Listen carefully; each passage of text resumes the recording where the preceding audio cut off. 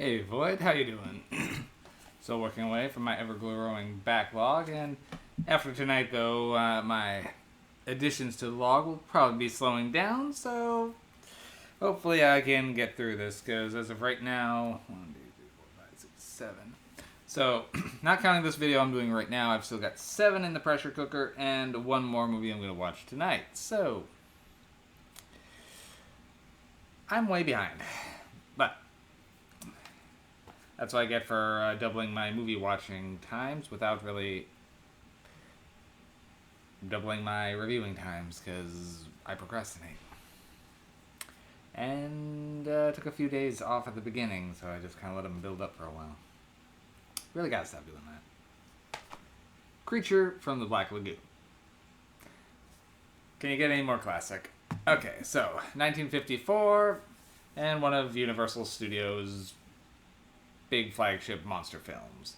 After they got through doing some more iconic things, they decided to kind of go their own thing and invent a gill man to spice things up a little bit, since they'd already done quite a bit in terms of Dracula, Frankenstein, Wolfman, and then started also going into...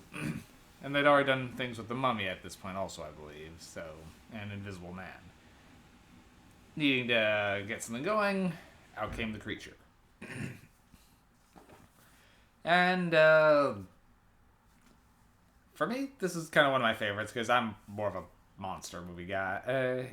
With the less human-looking creatures, the better. So this is always my personal favorite, though he's definitely still humanish. So, a group of scientists stumble across a fossil down in the Amazon that appears to be, the fossilized remains of a fin-like hand. Hand of the creature. And they decide to go back and get an expedition going to unearth the rest of it. However, while they're gone, the people they left behind the camp have been attacked and killed by something with claws.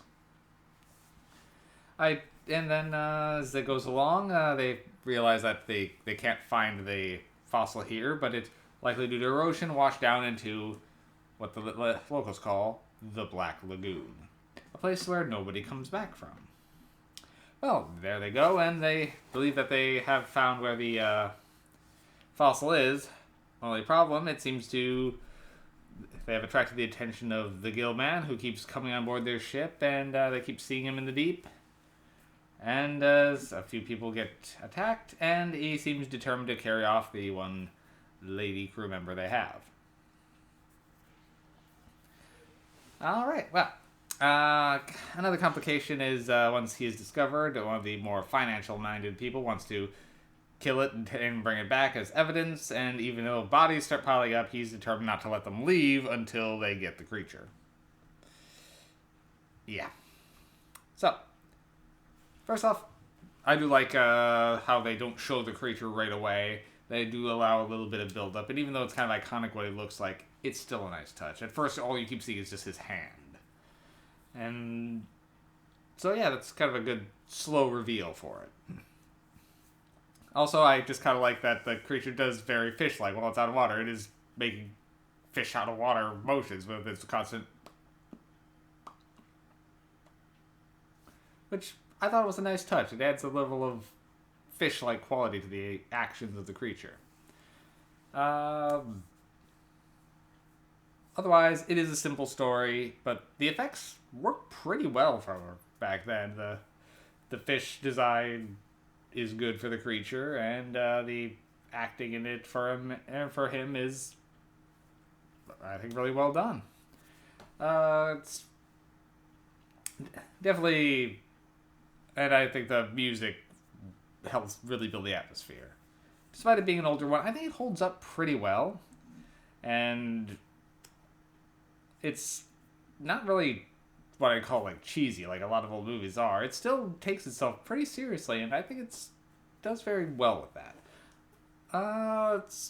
It is a bit dated, sure, but the acting really actually kind of puts it a step above as the interactions with the characters themselves as they try to figure out what to do and have to quarrel amongst themselves, I think adds something. And yeah, overall, and for a movie of its time, while there are some racial stereotypes, they're not nearly as offensive as they tend to be from this era. So I will give it a little bit more of a pass there. Creature from the Black Lagoon, it's iconic, and for a reason. I do highly recommend it. For me, on the MacGuffin scale, it's a solid 7. It definitely is dated, but in a classic way rather than a poorly aged way. So, yeah, I do recommend giving it a watch if you haven't seen it, or if it's been a while, it's worth a revisit because it still holds up very well. Alright. I think that's really all I have to say on this one, so... Well, I've got a few others to get to, so better keep going. My next one wasn't nearly as classic, nor as well done, so better get to that.